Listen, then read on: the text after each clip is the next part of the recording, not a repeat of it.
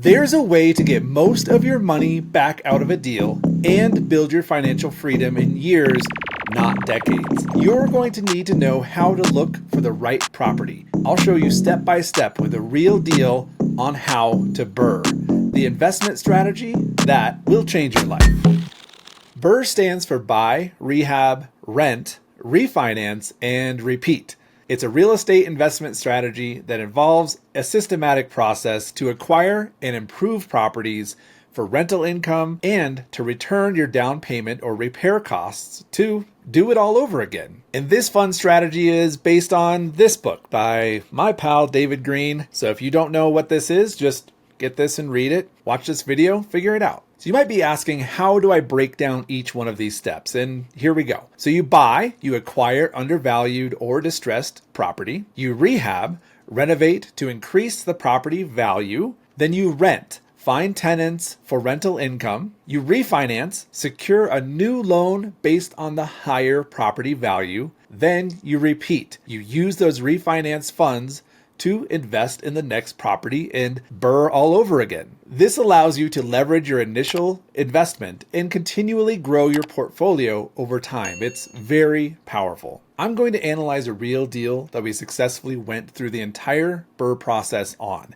And this house only cost me $0. Zero money in, rental profits out. A textbook BRRRR. Now, while I usually look for single family homes and 2 to 4 units, this property is a duplex. Located in Omaha, Nebraska, it has 2 bedrooms and 1 bathroom and is 950 square feet on each side. And it needed a good amount of work to get to rent ready. I mean, that's one of the R's in BRRRR, the renovation. We talked to the seller and had initially agreed to $98,000 for the property in May of 2023. I wanted you to know it was May 2023, so you know that it's a high interest rate environment, and we weren't doing this deal back in 2012 or 2021 when interest rates were like 1%. We wanted to turn this property into a short-term rental, and Omaha is a good place for this strategy. It has enough people coming to town to visit, good job centers, a good hospital network, finance industry, tech jobs, all of that good stuff going for it.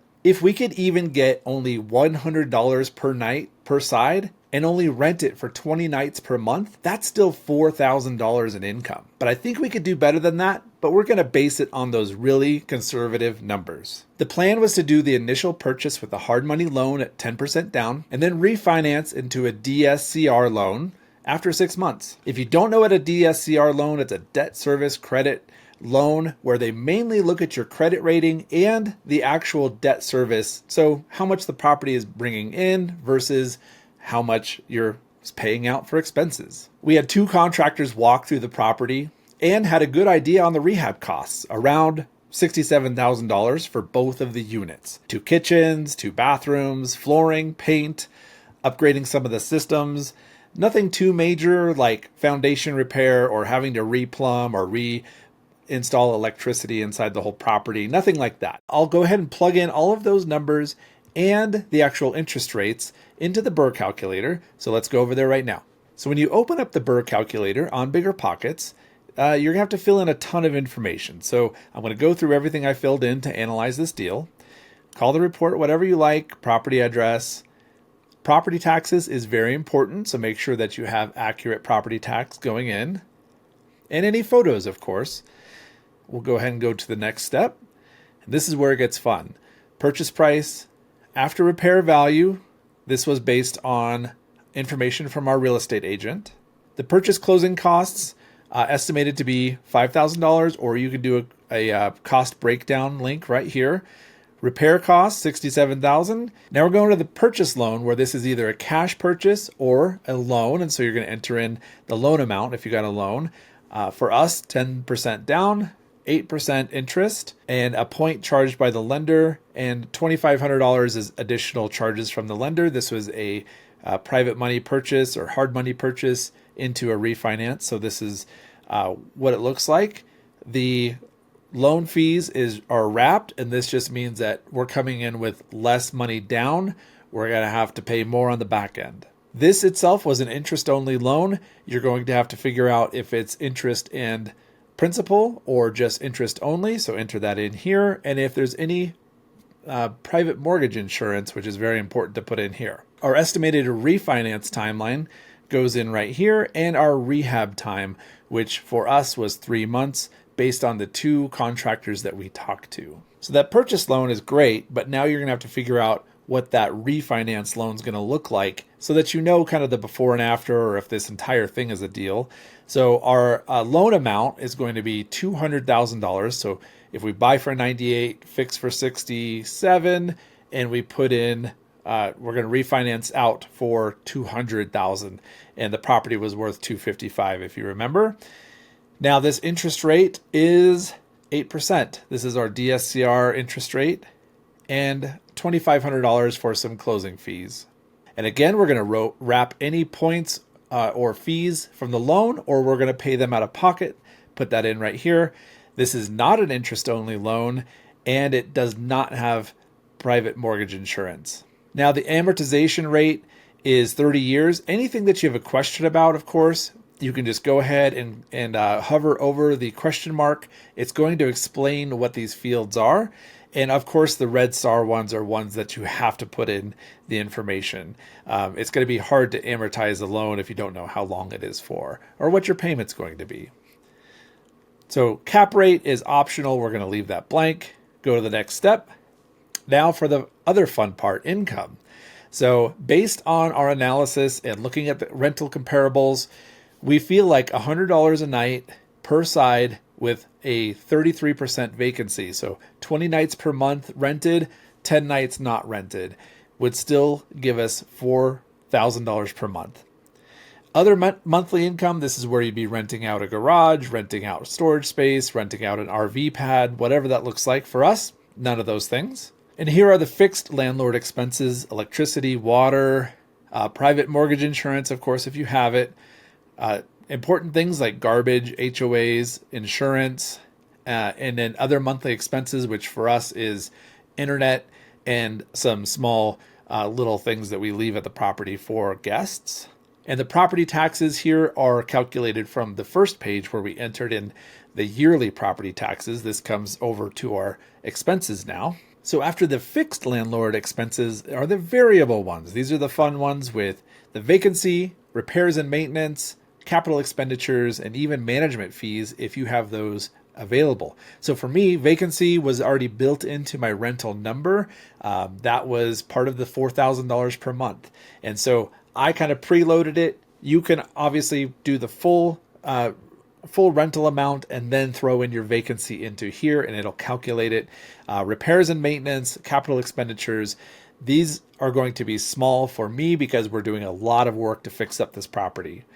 So after that, you have the future assumptions, annual income growth, annual property value growth, expenses growth, and sales expenses. So what it'll cost to sell the property. So some of these you may not know. You might have to get some of this information from your agent or looking on some property data sites on what that market is doing for annual growth, property values growth. Those can be found mostly online. Expenses growth, you're just going to have to throw in a number that makes sense. And then from there, we get to the fun part where we get to calculate all the numbers that we put in to see where we go. So here we go with the results, and let's see what we got here. So in here, all the numbers that we care about that we entered in, obviously the after repair value, the estimated repairs, all of that stuff that we put in. And here's the big number that we care about, monthly cash flow. So $825.79 is what it's calculating. Here we have our purchase cap rate and our pro forma cap rate, and another very important number that we look at, the actual cash on cash return. This is showing infinite, which means we're pulling all of our money back out of this deal and we have no money left in to calculate a return on income. It's infinite. We have no money in the deal. And so that's pretty important. If you look down here, it also gives you some important information on how much money you're going to have to bring to closing based on the numbers that you input. This is showing our rehab money plus our down payment. And so that'll give us a pretty good idea of what we'd have to bring to the table for closing. And further down are our refinance numbers. So this will even show our monthly payment on principal and interest.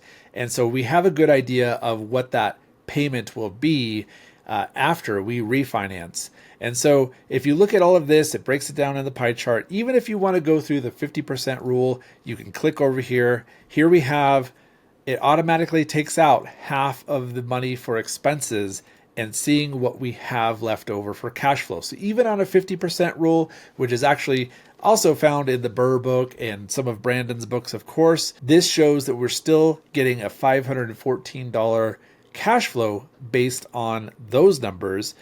So after breaking it down here inside the calculator, we can see that this is a great deal for us. So we're going to go ahead and move forward with it. And we purchased this property and we're right at the tail end of rehabbing the property and getting it ready for short-term rentals coming up here in December and January. So that was the BiggerPockets BRRRR calculator, which is obviously a great tool. You can enter in all of your numbers and get if it's a deal for you or not. And so we did purchase that property and we were right in the middle of rehabbing it. It should be done and ready for tenants in the next month or two, which is exciting. So we're very excited for that. But as you can see by the numbers, without the deal analysis, we couldn't know if this was a deal worth taking on, worth the time and effort, and obviously the big down payment to take on. But $0 property, I think we did great. All right, so my key takeaways for this deal is buy below market. So BRRRRs require deep discounts. They just don't work if it's a turnkey deal or if it's just not a great deal.